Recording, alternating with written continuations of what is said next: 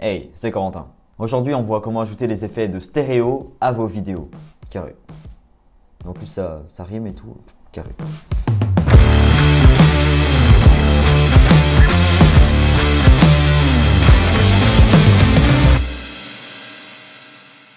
Déjà, la stéréo, c'est quoi? Eh bien, c'est la représentation du son dans l'espace.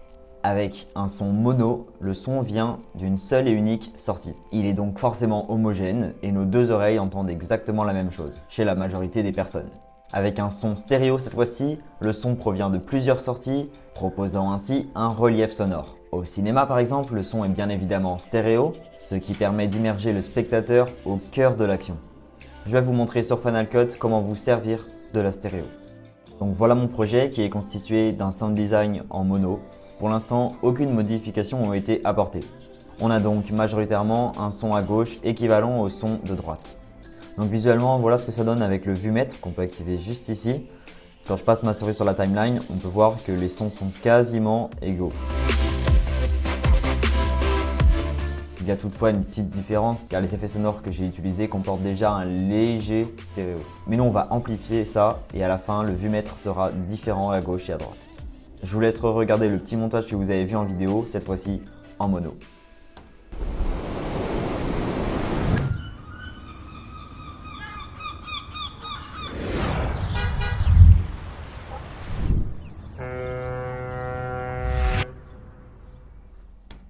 Voilà, donc on a quasiment aucun relief sonore, tous les sons proviennent et à gauche et à droite. Voyons maintenant quels réglages sont à apporter pour créer cette stéréo.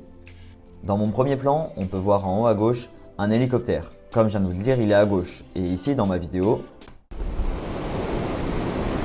on l'entend au centre, on l'entend dans sa globalité. Eh bien, on va commencer par déplacer ce son sur notre gauche. Donc, je vais sélectionner mon son d'hélicoptère. Et ici, dans panoramique, je vais ajouter un mode qu'on appelle stéréo gauche-droite. Donc, on a ce réglage qui apparaît avec par défaut comme quantité 0.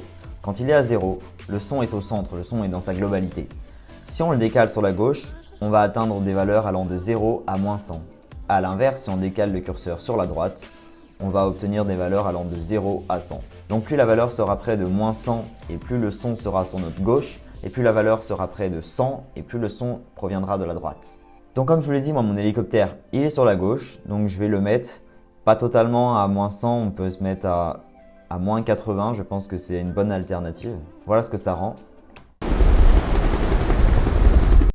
Le son de notre hélicoptère qui est donc plus à gauche nous immerge beaucoup plus dans l'action.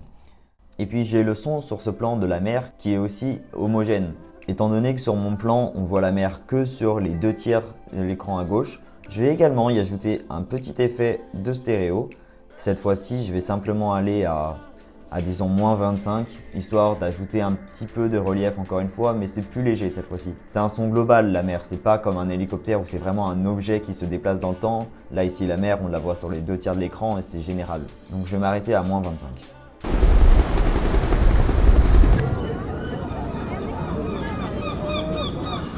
Sur mon second plan, la seule chose où je vais pouvoir ajouter de la stéréo, ça va être la mouette qu'on retrouve en bas à gauche également.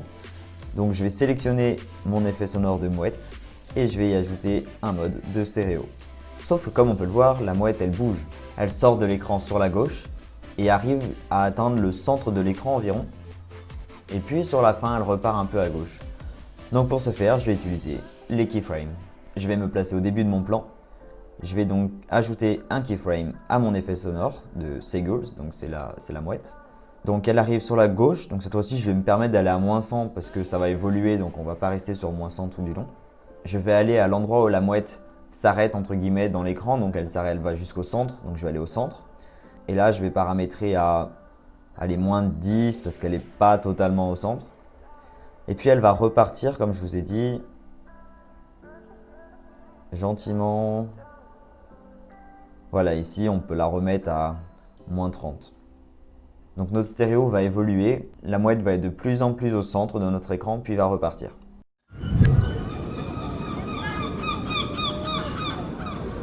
Je trouve ma stéréo un peu lente, je trouve qu'elle n'arrive pas assez au centre rapidement. Donc je vais me mettre entre les deux. On avait le moins 100 ici et le moins 10 ici. Je vais aller environ ici et au lieu d'être à moins 48, je vais déjà dire que je suis à moins 30. L'effet sera donc plus rapide et peut-être plus efficace sur le rendu. Ok, là c'est bien. Sur mon plan d'après, on entend juste un bruit de klaxon. Honnêtement, c'est vraiment de l'ajout, j'en sais rien s'il y avait un klaxon à ce moment-là, mais pour ajouter un peu de relief sonore, je vais vraiment ajouter cet effet. Et pour changer un peu, je vais dire qu'il est sur la droite.